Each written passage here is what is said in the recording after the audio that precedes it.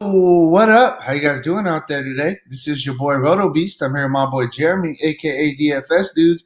We're here to present you our NFL Week 1 running back picks. If you're new to this channel, please make sure to click the subscribe button below. This way you can watch all my NFL, MLB, and NBA videos. If you haven't came and checked out our website here at DFSCheatsheet.com, you're absolutely missing out. We have all the tools to help you compete with the pros day in and day out, including a complete optimizer, tons of content, daily FanDuel and DraftKings cash lineups. Hey, we're truly a one-stop shop for all your DFS needs. So make sure to come check out the site here at DFSCheatsheet.com. So, hey, what up, Jeremy? How you doing out there, bro?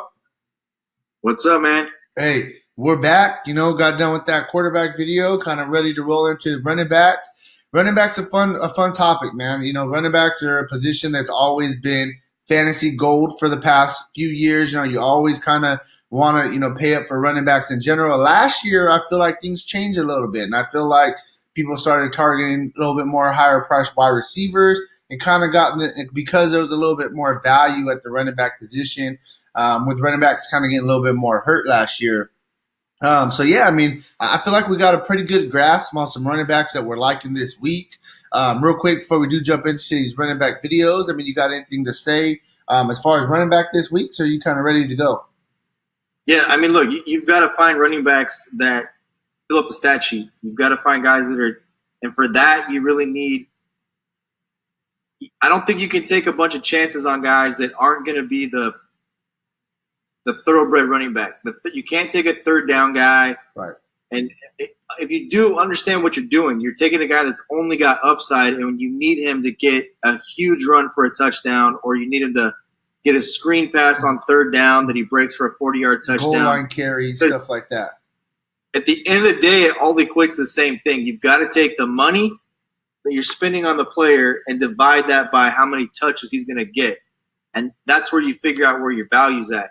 You can't spend $6,000 on a guy who's going to get 9 touches and not spend $9,200 on a Zeke, who's a 3-down running back who not only – we know he does in the running game, but he contributes in the passing game, screens, swings, checkdowns, the whole 9 yards. So that's what it's about with the running back position. I agree with you. People did spend more emphasis on wide receivers, but there's a lot of wide receivers. There's not very many running backs who you can get to do playing all facets of offense. Right.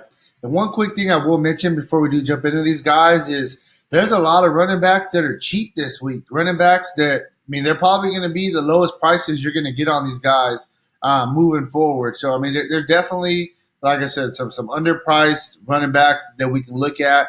And let's jump into it, man. We'll start kind of with the higher end guys, and I'll work our way down, and we'll get some good value plays. First guy we'll go with, this is the guy everybody's been taking in all season long drafts as their number 1 overall pick. You're looking at Saquon Barkley. I like him. We talked about it earlier, though, when we were talking about quarterbacks. The Cowboys have a good defense, and it's scary a little bit with Barkley. But Barkley is one of those guys. He's going to touch the ball, 30 to 35 times. He's going to get 20 carries, 10 targets. Eli showed that last year. The Giants showed the commitment to do that. This is Saquon's second year in the system. They're going to force him the ball. So even though it is a tough matchup, I don't know if he's necessarily the cash game guy. I think I would like to go on the flip side with Elliott, which is $100 less, but we know he's in a really good matchup against the Giants defense who isn't very good. But let's just kind of combine them. And we could talk about kind of Saquon Barkley and Elliott. They're playing in the same game. They're $100 difference of price tag. What's your thoughts on those guys? I'm just going to tell you this first. Look, we were on Dallas's defense last year, and I think everybody thought, oh, you guys are Cowboy fans, and you're being homers with the pick. But this is a really good defense, man. This is a really good – Leighton Vander Esch is a guy that we talked a lot about last year when nobody even knew who the guy was, right? You got Jalen Smith, just got paid, right? I think a big deal here is you see Sean Lee. We know how good of a linebacker Sean Lee is. He's moved now to a linebacker position. He's not playing Jalen Smith is. That defensive line with DeMarcus Lawrence, Antoine Woods, Tyrone Crawford, Malik Collins. They got Taco Charlton.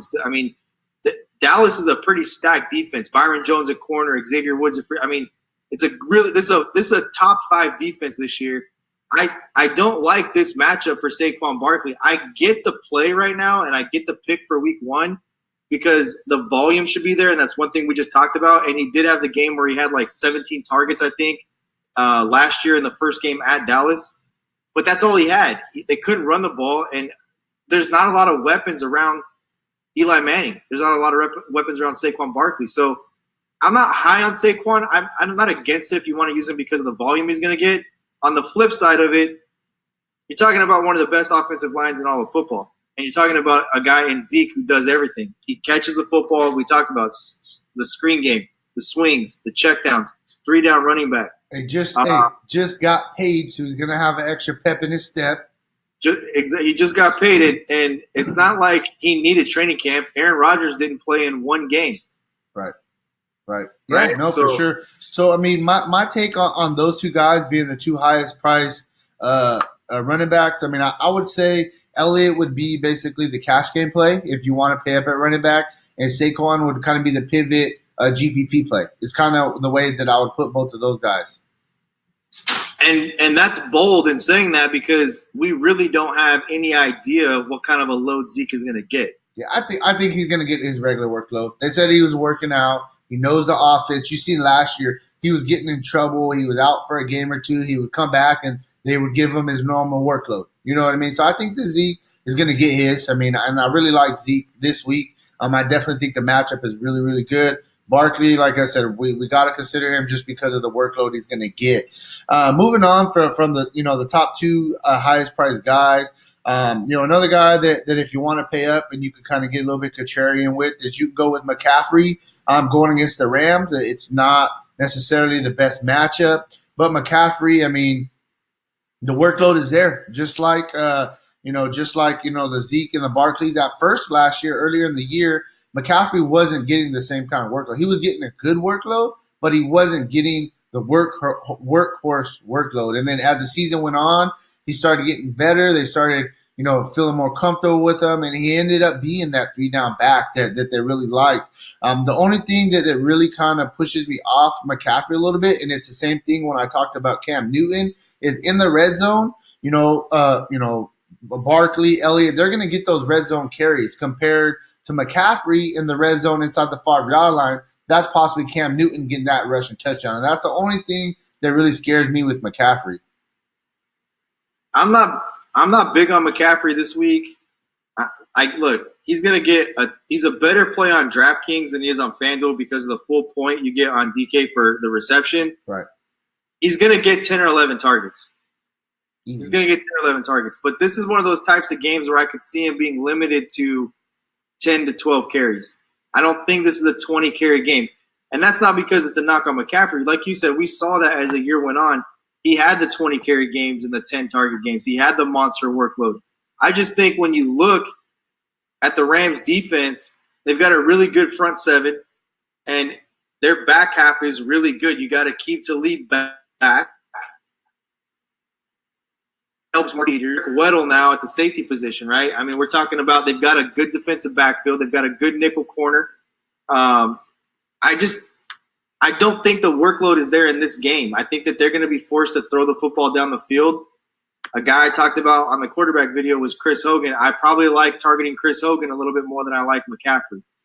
Yeah, no, that's fair.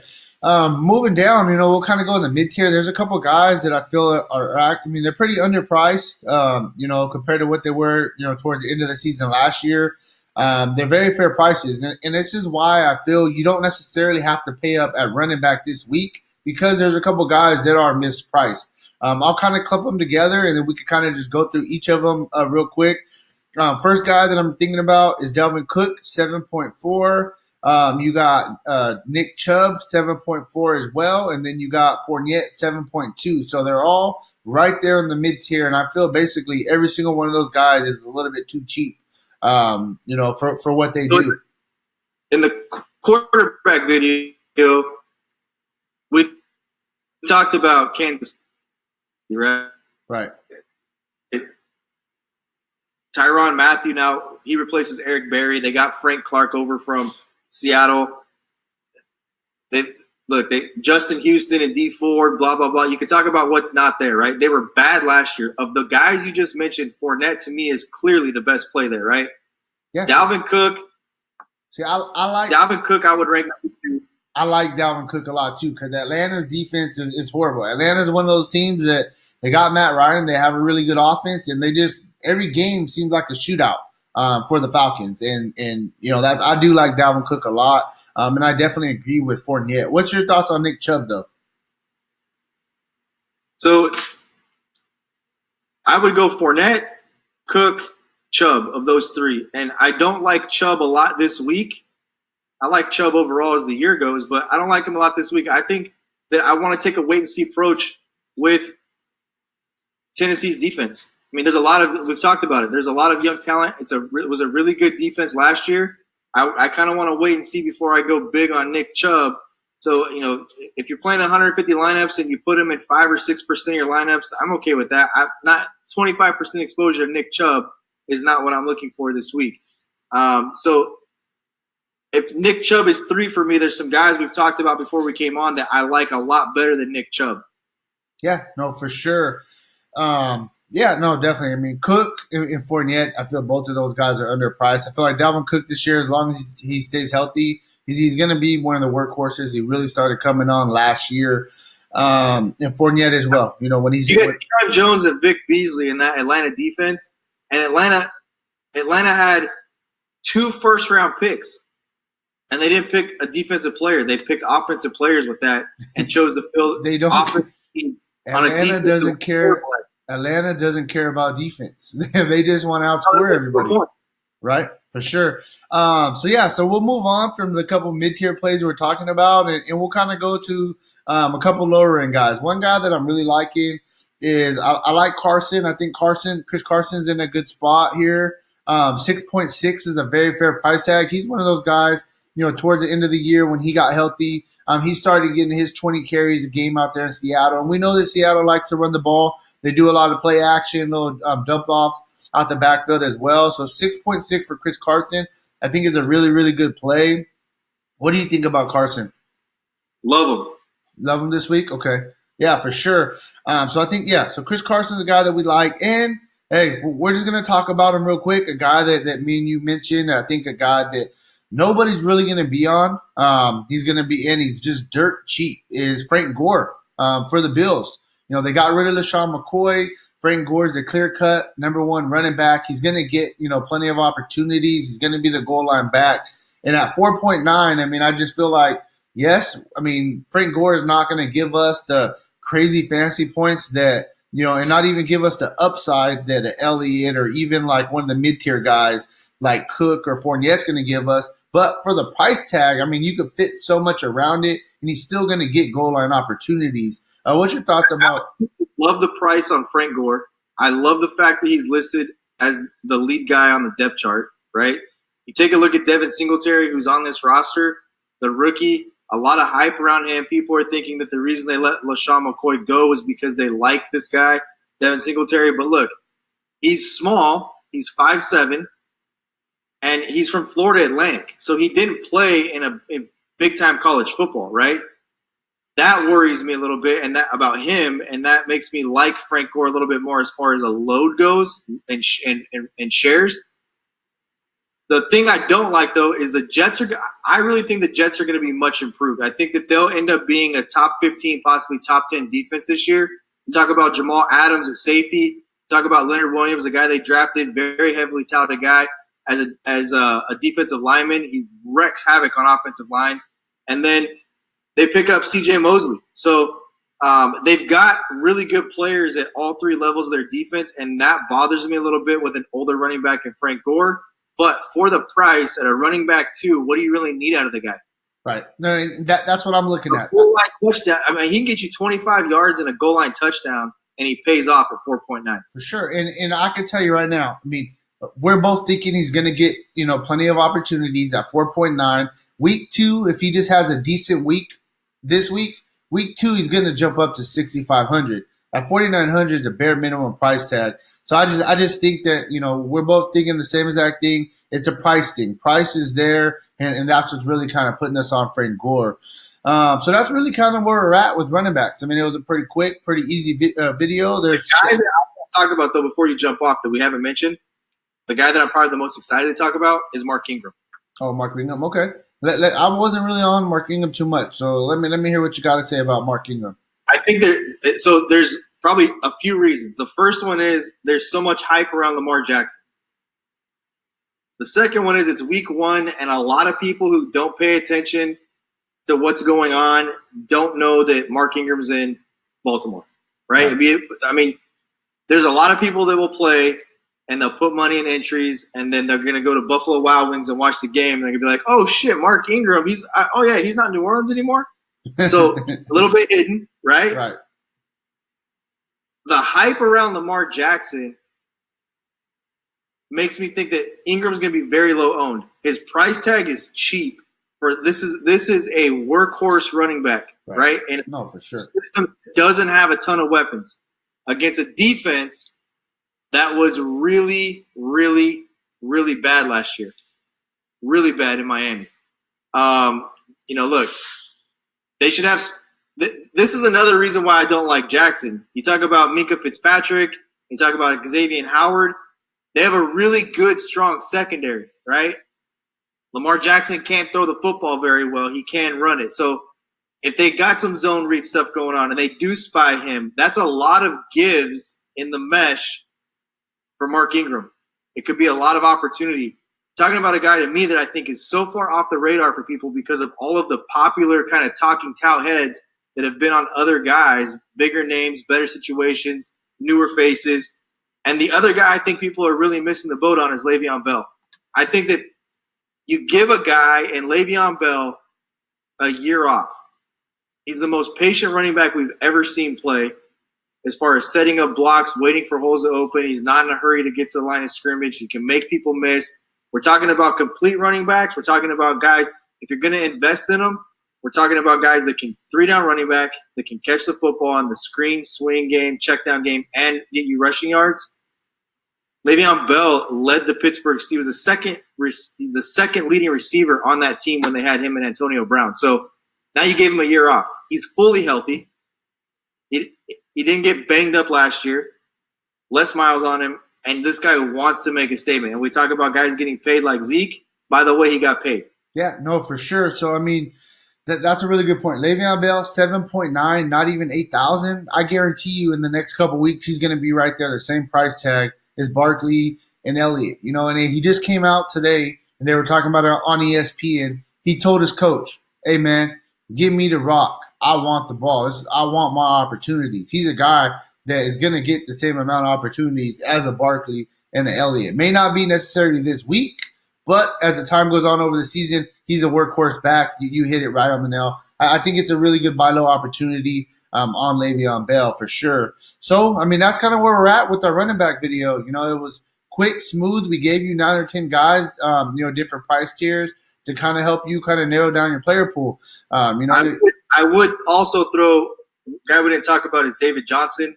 Detroit was bad last year. Detroit was a team that we streamlined running backs against all year long. He's going to need some help. They're going to try to protect the quarterback. You're going to see some guys stack boxes and bring blitz. Anytime you're bringing blitz pressure and you're bringing a stacked box, you're going to talk about screen games. And we know David Johnson can go off in the screen game. So David Johnson's a guy I like a lot as well against a defense that looks to be improved but was really bad last year, and we streamlined running backs week in and week out against them. Yeah, for sure. So, hey, man, if you guys want some more position breakdowns or you want a overview of everything that we're thinking about this week, make sure to check out the site, dfscheatsheet.com. You still got time to take advantage of our NFL Luxury Box special. Use promo code NFL 2019. And, hey, man, if we don't see you guys before then, good luck on your contest this week, all right? Peace out.